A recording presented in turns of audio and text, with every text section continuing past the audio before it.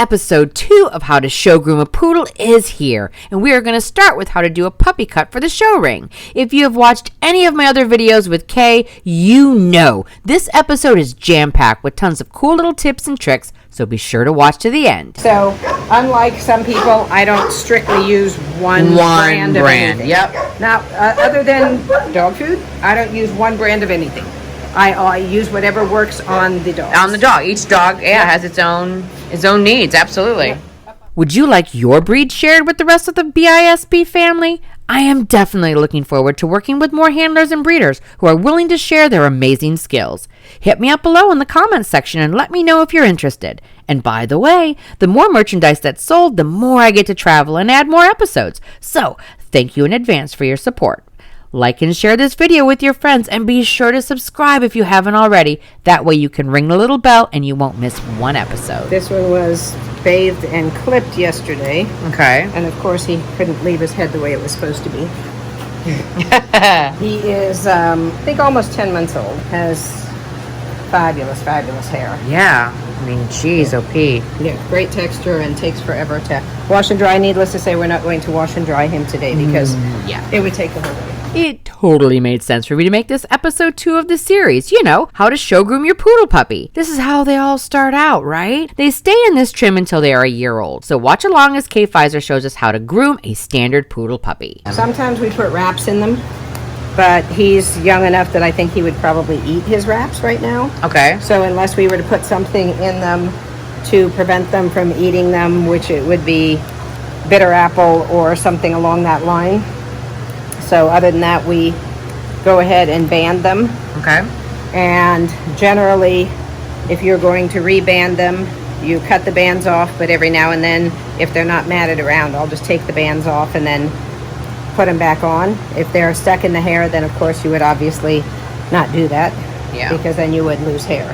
He's got enough spots because he's a little rough on himself to where you can see that it's a little shorter on this side where he's scratched it. Okay. Yep.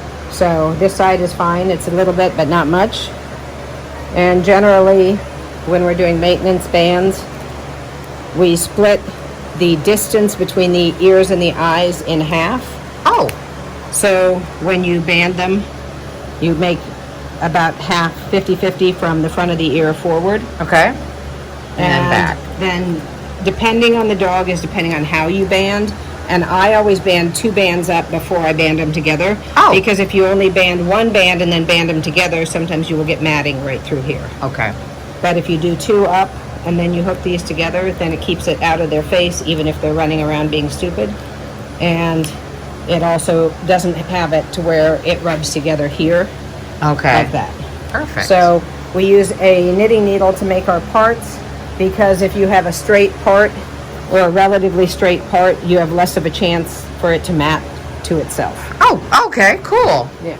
So now we'll do a quick brush out on him so that he can be scissored into his cute puppy trim that he's always got too much hair for. So, first rule of thumb is never brush a dry coat. Yep.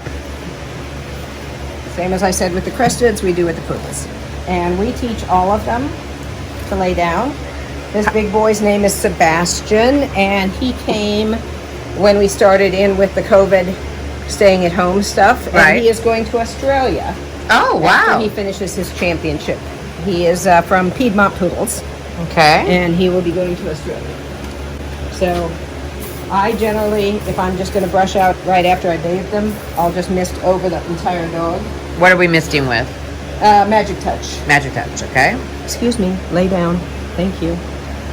And then use a dryer on cool or warm, not on hot. His coat is so thick that if you don't use it on warm, that you can't get to the base of it. And generally, I just kind of shift around. He doesn't have any issues. It's just a matter of brushing it some so we can scissor it better. Okay. So you're just brushing it out now to cool, okay, you're brushing this so that in. we can scissor. Scissor it, okay. Yeah. Because he was, he's a little bit crinkly here. Right. Because of Florida. Right. We have a lot of rain and moisture, so you just mist it. Use the dryer and brush it. And then brush it out. And then generally, you can see the difference. on how straight it gets from what we started. Oh, yeah. So that when you scissor, your coat looks a lot more even than if you would scissor at it like this, then you brushed it. Right. You would have it all over the place. Right. Okay. That makes sense. All right. And if you're doing a washing, drying, brushing seminar, generally they call this line brushing because you brush in a straight line across. For this, I don't do an entire line brushing because I already know I could run a comb through it right now. Right. Because it was done yesterday. Right. So the idea of not running a comb through it before you brush it is so that you don't snap off any ends. Okay. Which he's got good enough hair that I could snap off a lot of ends and it wouldn't really matter. So, the main thing is I use the Artero brush. This one's a little damaged on this side, but it's great on the side that I use it on.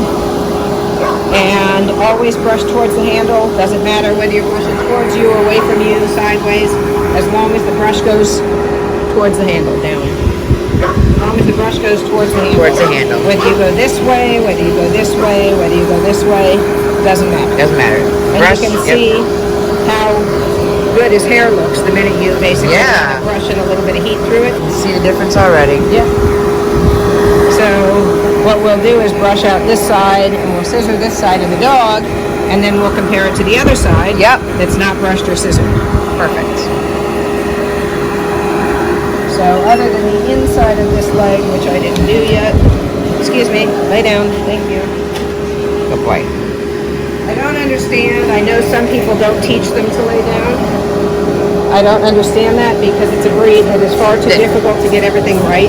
Yeah. If they don't lay down. The same with the puff cresteds. I don't understand doing them, not training the dogs. Right. How soon do you start training? Like when they're little, especially if they're mine.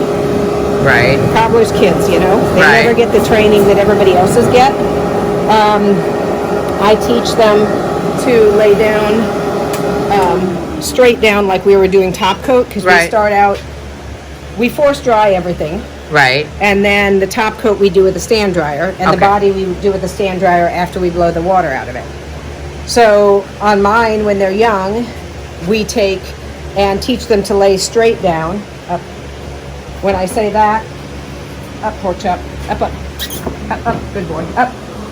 We teach them to lay down in this position to get their top coat down. Oh, okay. When I do them here, I give them a pillow so they have a place to rest their neck. Aww. Because then that way, it's not uncomfortable with them sticking their head out like this. Right. I think it's probably far more comfortable for them to have a pillow so that they have an arch in their neck.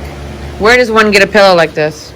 Walgreens, anywhere. Oh, just like a neck. It's a person's neck pillow. Neck pillow. Okay. Yep. Perfect. And we have different kinds. Different dogs prefer different ones. Stay, don't fall off. And then they're also trained to stay on the table. This one is a squishier one. Yeah. And sometimes they like this one, like he likes this one better. Yeah. That's his favorite. That's his favorite. That's his favorite. He likes this pillow. Cute. So, but when they're babies, from even 12 weeks on, we teach them to lay down this way. Okay. And then gradually, as we teach them to lay on their sides, we just let them like cock the hip this way, and we dry them this way. Okay. And then we eventually get them to where we can actually just totally down, flat. Nice. Totally lay down flat. So when they do it. And of course he's kind of big, so his head overhangs the table if I'm not careful where he goes. Yeah. He's a good boy. He's a very good boy.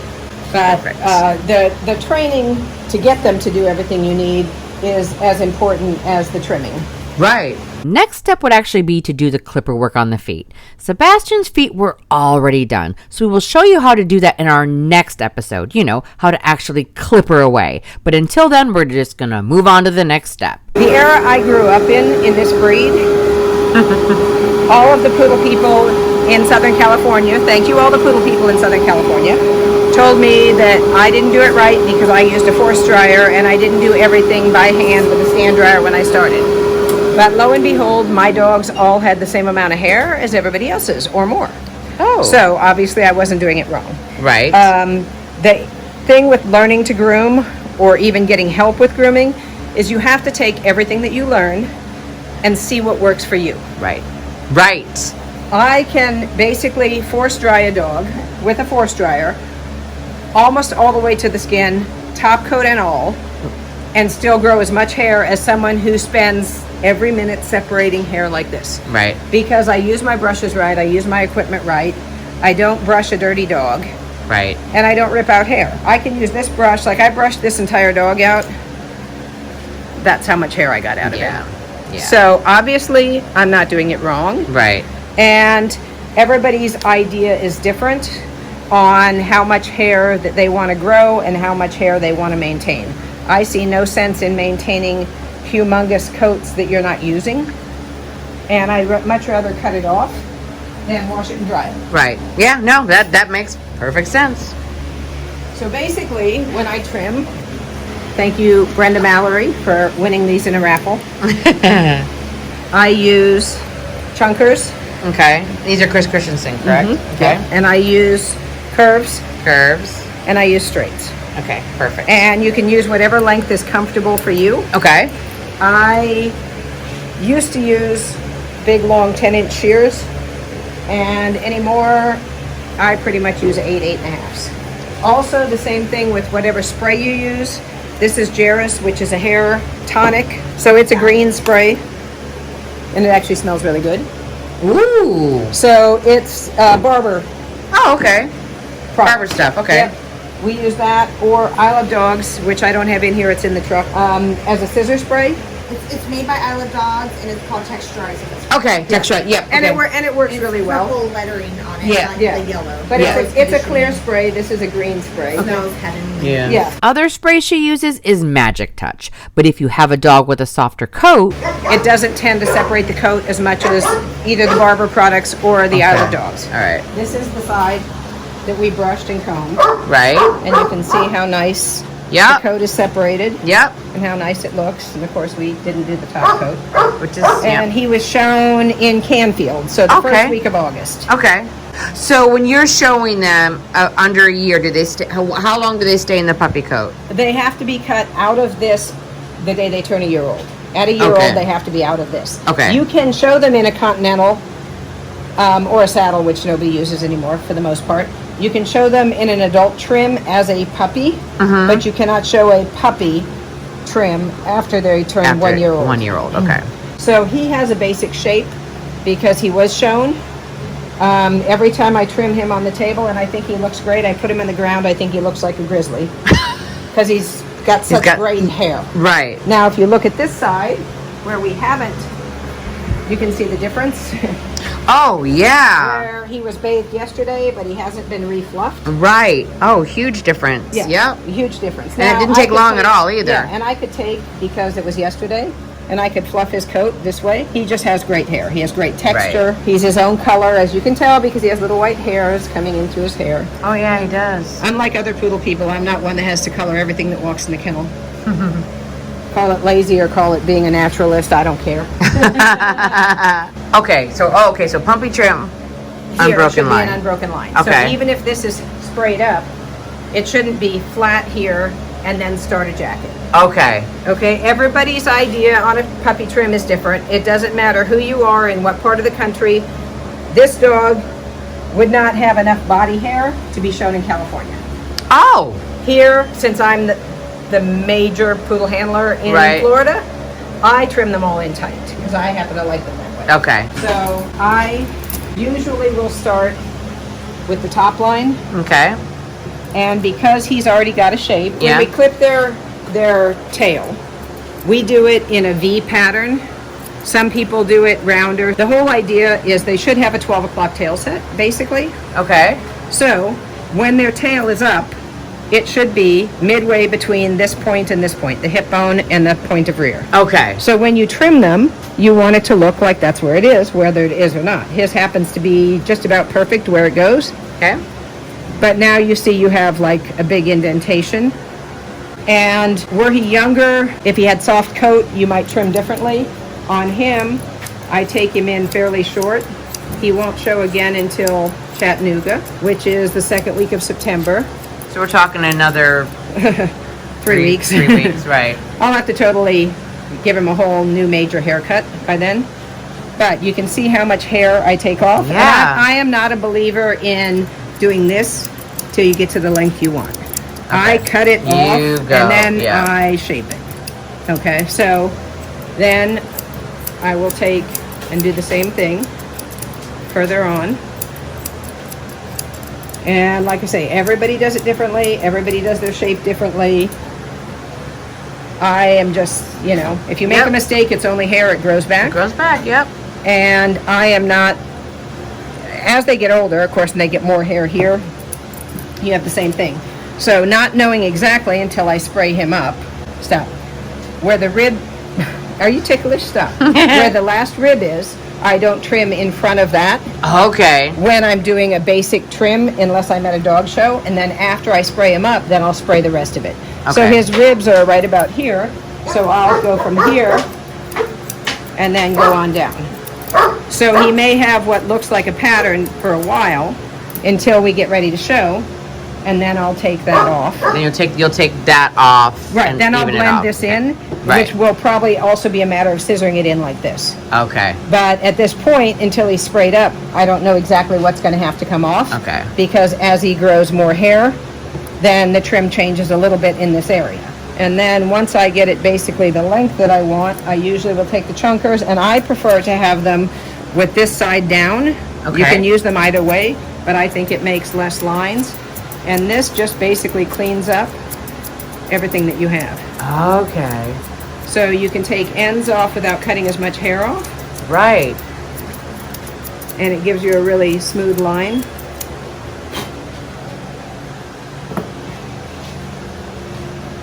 So you have your basic trim line on your back, just right there. Yep. Nope. I see it. Okay, so you see the difference here, as opposed to what it looked like when we first started, where there was like a canyon. Like I say, everybody does a puppy trim differently. I don't like them to look like a carry. I don't want them to have saddlebags here. I don't want them to have saddlebags here. The breed standard says they have an angle. So if you look at the dog, there's an angle from here to here. Mm-hmm. There's an angle from here to here. Right. There's an angle from here to here. Right. And then from here to here. Yep. The breed standard says the toe should be right under the point of rear when they're standing. So when you scissor them, regardless of how they're built, we just happen to get lucky on this one because he does happen to be built that way. You want to have an outline that is smooth. So if you start out in one spot and make it basically the length you want and where you want it, then you can just blend into it. Blend it into it. Okay. Now, depending on what part of the country you're in or who you are, I like them to look, whether they have a shelf or not, we call this protrusion a shelf. Okay. On the dog. So if you were to cut all this hair off, he would look like he had no shelf. Correct. It would change his whole tail set. Yeah, exactly. Okay? So I don't square it off in a tight square, but I blend it down. Okay. So that he still has a shelf. And it shows off how good his tail set is. Yeah. And how good his angle of rear is when you do that. Yep. Oh, okay. So if you took this off right here, that would change the whole way. Exactly. Exactly. Okay. This just makes it a much prettier picture. Yep. Now, quick question. This tail obviously has been shaved to the skin. Right. When do you start doing that? Like almost instantly? Well, not instantly. Like 3 weeks. 3 weeks old? Yep. Okay. We start clipping our puppies usually around 3 weeks. 3 weeks old, okay. You want to give them a chance for their eyes to open and for their ears to start to work because, you know, they're born, their eyes don't work, their ears don't work. Right, right. And eventually everything starts to come together. When their eyes open, they don't have a startle factor. When they start to be able to hear, they can have a startle factor. Right. So about that time is when you start introducing clippers so that they adjust from day one. Okay. So here you just put your angle to what you want. And you're using the straight. Yeah. I use the straights, and then what I do is I go back through with the chunkers. Okay. And I blend in where I think I need to blend in more. But basically what I want is a nice level angle there, and then I want a good angle here. I trim the bottom of the hock at an angle up because I think you should have this angle, and this angle very similar. Okay. So when you look at this dog, your eye goes from here to here, your eye goes from here to here, and your eye goes from here to here. So therefore, when you look at this dog, you're like, oh, look what beautiful angulation he has. Okay, if he didn't have it, I could cut it in. Right. Luckily, because you can see he actually does have it. This is where his hock is. Yep. You know, and because he has great hair, it makes it easy to cut it in. Yeah. If he had soft hair, then you would have to use more product. I like, especially when they have good feet, for the bottom of their leg to be trimmed basically in a bevel. Okay. So you can see like his has been trimmed, but it needs to be redone. So I'll use my curves. I will comb everything down, and then I'll come across with the curves so that I just angle it up. Okay. Okay, so when you start it, you angle it up. He obviously has more hair on this side of his leg than the other side, which is not intentional. It just happened that way. Yeah. From the last time I showed him, obviously. So you have to be careful when you're trimming up because you can cut in too far. Okay. If you're not watching where you're trimming. But you get the bottom to look in a basic... Yeah, it's in a bevel, like a bow. Yep.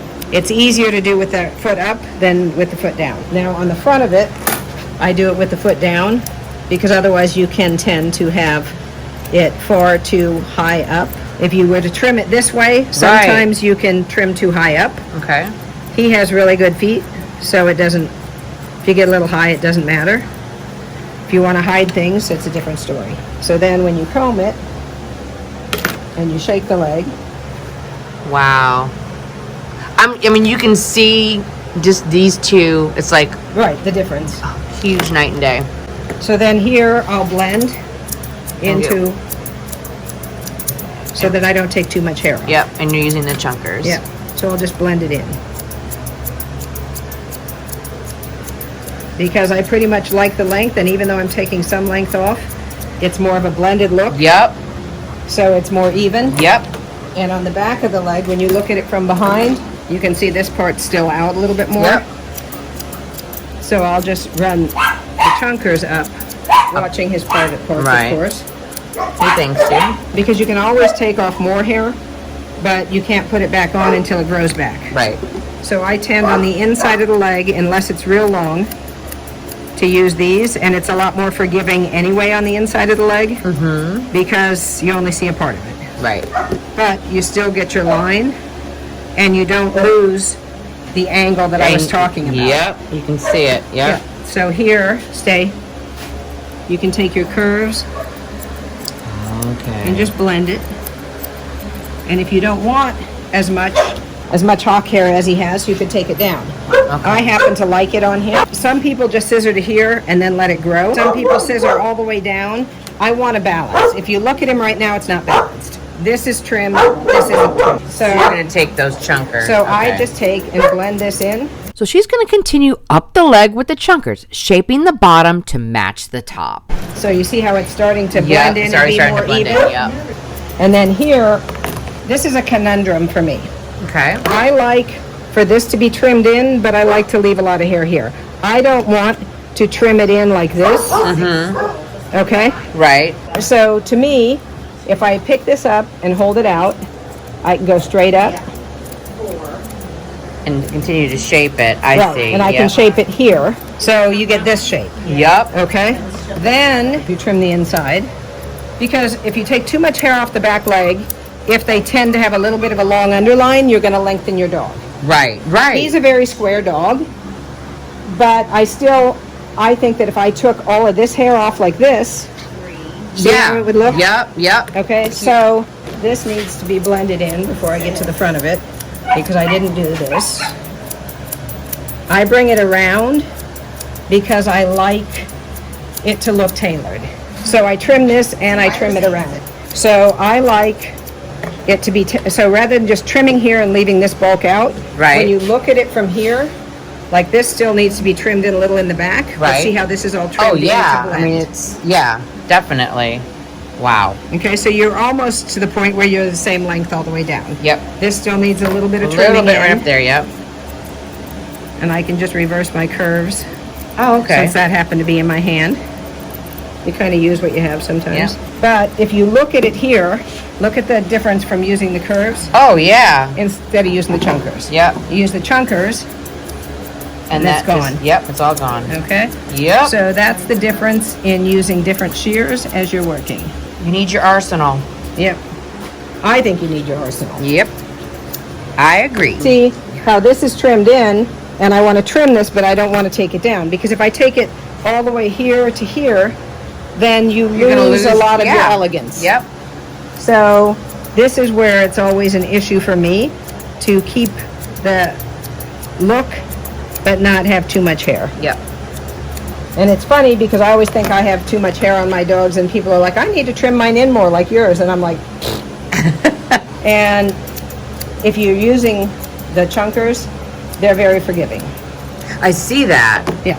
So you can actually fluff, and if you wanted to go through and just do a neater finish Right, here, you could. you can, With this. just to finish it off. Yeah. But the chunkers are very forgiving, and when you're going to make a line, so now what you have is you have a line here that shows angulation. Yeah. It's just. So yeah. this line that shows the angulation you want, and you have the same on the front Yep. without it cutting too far in here, Yep. which would basically cut your line. Yep. No, I see it exactly. Mentioned if he didn't have good coat, you would use product to achieve what you're trying to do. Right. What product would you use? It would depend. Usually the Isle of Dogs Okay, that's texturizing spray. The Jarris, when you use that, like he doesn't really need it, but when you use it and you fluff, see, it brings so much more out Yeah. on the coat, Yeah. and it makes the coat stand out more. I Even see. stand out more than what I had. Right. So right. now, I'll go through and I'll retrim just the edges because I used a different product on his coat. Okay. I see exactly what it does though. Right. See, what it does is it brings the coat out. And I believe in sanitary trims, so we always shave them underneath. Yep. And that way they don't have urine and stuff all over them. Yep. I agree. So anytime you comb, there's a lot of times you'll say, oh, I just want to trim that. So you'll find little spots that you want to blend in. But basically that's how I Yeah. like to do a back leg. And then depending on their, like this dog's body is, if you look at his coat here, there's no coat here. Right. I mean, he is basically scissored Yeah, off to yeah. the Yeah. to the brisket. So you can see now where we have a line here that we can't do a lot with until we spray him up. Right. Stay, no kissing. So in the meantime, I'll blend it a little bit here because I know that eventually when I spray him up, this will be trimmed in here. Okay. So I'll do a little bit of a blend so it doesn't drive me crazy. And then if you scissor all the way to the elbow without lifting the leg, you're going to have a gap here. Okay. So what you want to do is you want to scissor. I start towards the front, and I always start under the ear. Okay. You want a 45-degree angle shoulder. So if you leave, and like I say, everybody does it differently. A lot of people leave all this hair. I want to give the ear a place to lay because I think it makes the neck look longer as well. So I will trim this in very short. Okay. Like I say, once again, personal preference. And I leave top coat basically here, and I make sure that I have the ear out of the way. So now when you let the ear down, it has a place to go. Yeah. It doesn't stick out because the coat is there. Also, when you go to your shoulder, if you look at it from here, you can see that he's got a good shoulder. Yep. Yep. So what you want to do is emphasize that. So you want to go at a 45 degree when you come in. So therefore, you're going to even draw more attention to the fact that he has a good shoulder. Okay, so here we are at an angle. The first with the straight, now you're doing the chunkers. Now I'm going to blend it. Yep. But if you look at him here, Yeah. see the angle? Yep. You can, it just draws your eye to the shoulder angle. Yep. Yep. Okay, same thing for the front. He's got a good prosternum, and he's got a beautiful upper arm. This is actually where his is. You could build it in if it wasn't here. Right. But on him, He has it. for example, we have to make it a little shorter because he has a lot of it. So, to balance out, when you look at him from here, okay, there's too much hair here to balance what we've done there. Elbow here, if you are going to look round, Poodle trims say round, puppy trim is not round. Okay. But if you're going to look round, this is where your angle's going to be. So, therefore, you want to eliminate the stuff that's going to stick out below where your angle's going to be. Gotcha. Like I say, I'm not necessarily into whittling it away. So, I cut it in where I want it. His happens to be there, but if it wasn't there, I could make it there. Elbow should come out below the point of shoulders. Okay? So Okay. if it wasn't there, you would trim it in there. Right. Sorry, I picked a dog that already has all that. Okay, so now we're doing the curved. Yeah, and it just kind of depends on what you need at the Yeah. moment, which pair of scissors you pick up. When you do it this way, you're still going to have to blend everything Right. because you don't want a line. The puppy trim says unbroken line. Right. So right now, if you look at this side, we have a square dog. Yep. From here to the back. This still has to be blended in, but he's square. Be square. Now, Yep. if you look on this side, where he's not trimmed, Yeah. it makes him look a bit long, Yeah. and he's not in proportion. Right. Right. Okay? Big difference. So when you trim in here, the worst thing is to watch a dog come at you that looks like it's got boobs because all this hair is hanging here. But if you don't pay attention when you're trimming it underneath here, then you get holes. Okay. You can get a hole behind the elbow, or you can get a hole here. And what you want is nice, even trim. Right. Okay, so now I've trimmed the front and the back, so now I'm going to go to the middle. And because he doesn't have that much hair to take off there, I'm going to use the blenders. You want a nice underline that's at Yep. a bit of an angle. And you don't ever want more hair here than you have here. Okay. You get this Yep. pregnant look. And if he were pregnant, you'd be getting a lot of money off of him Get for a lot. different reasons. So when you try and balance out where you've gone front and rear, then you just can go right along. Mind that we've already done a 45-degree angle here, so we tend to keep that angle. And with top coat, I'm not a believer in the show top coat being down here. Okay. Whatever gets sprayed up is going to be sprayed up here, which means that this stuff doesn't have to be here. Ah. So there's no sense in washing and drying it. Right. Don't keep what you don't need. Right. Too much work. Now after you get that trimmed, all of a sudden you got too much here.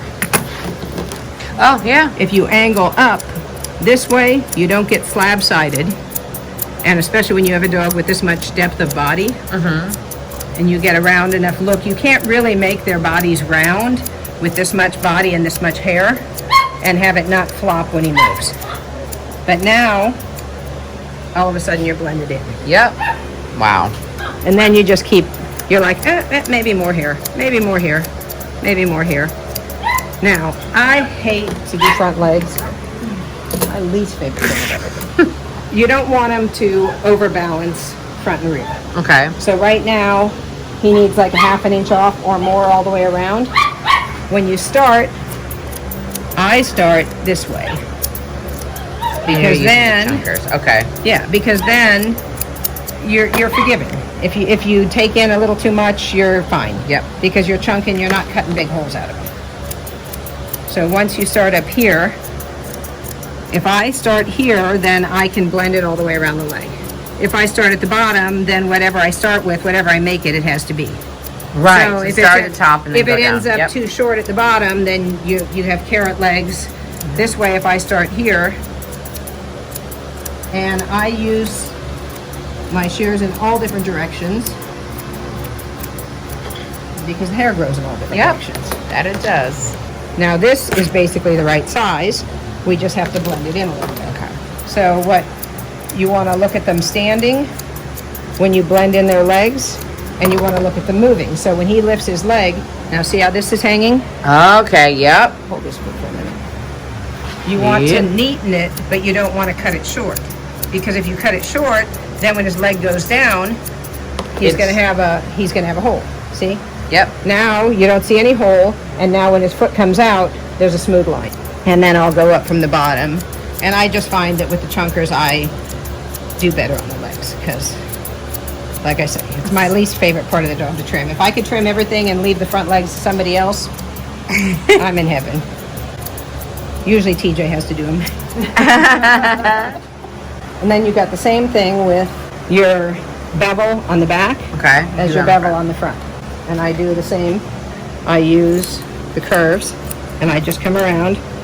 So now if you look at his leg on the outside, the length is about right. Mm-hmm. And on the inside, of course, because he's got all this. I'll take the bottom here and blend it in. And then because he's got so much body, I'll shorten the front of his leg just a little bit. Mm-hmm. So that when you're looking at him from the side, it even puts his leg further behind him than it already is. So when you look at him here, you can see, like I said, the breed standard says the elbow should come out from the behind the, right at the point of the withers. And then the inside, which is more difficult, I do actually pick up usually and trim. And then when you set it down, you can just Continue to. well, because you don't know when Right. you're holding it up, it's not the same as when Yep. they're standing on it. It's the same thing here. You know, this has to come up some here to balance the other side. Mm-hmm. If you don't have a balanced trim and you're showing them, then their front can look like it goes every which direction. Definitely don't want that. Now all we have left on him on this side is the tail. Tail length should match neck length. Oh, okay. Depending on the length of the tail, how it's docked is depending on how it's going to go. Also, tail hair tends to be thinner. I don't know how we got so lucky on these two dogs that it's not. I mean, they have really good tail hair. It's easy to trim. Basically, I take off around the shave line, and then you just basically round it. Okay. The tail should be a round ball, or if they have a long tail, an oblong. Okay. But it should match the dog. This dog's tail, it only comes to here. Okay. But I leave it longer because he's a bigger dog and he has, you know, a lot of neck. So it's just a matter of trying to make it balance. Right. And on him, because I leave more on the top, you can scissor all the way around the tail and have it round. But then the top, because it'll hang differently, ordinarily if you do a tail, you would trim it, take it this way, Okay. and you would pull this out, and you would shorten it here. Okay, so you would actually just trim this here. Oh. Okay, that gives you your basically length. Yep, see? okay. And roundness. Yep. So on him, I have to be careful doing that because otherwise I end up with it too short. That's basically it on a Very show cool. puppy trim on one side. Show puppy trim on one side. That's awesome. And so, of course, you know, keeping the nails as short as Right. possible. with the Dremel. So what you would leave it like this, and that's basically you would continue to do this. I usually trim them every 3 weeks or so. Okay. Because otherwise they get overgrown and then it's a pain to try and put the trim back on them. Right. If you take something, like he's overgrown, which is real nice because that way we get to trim him in. You can see a difference. You see that? Yeah. Okay. See how he's not balanced anywhere? Right. He is trimmed because he's been left to grow for this. Okay. Yay! Thank So- you. I'm sure you figured out by now that our next episode is going to be how to actually trim an adult poodle for show. So yeah, you better come back with all of those shears and supplies because it's all about balls. The shape, silly. Get your mind out of the gutter. Get back here next episode.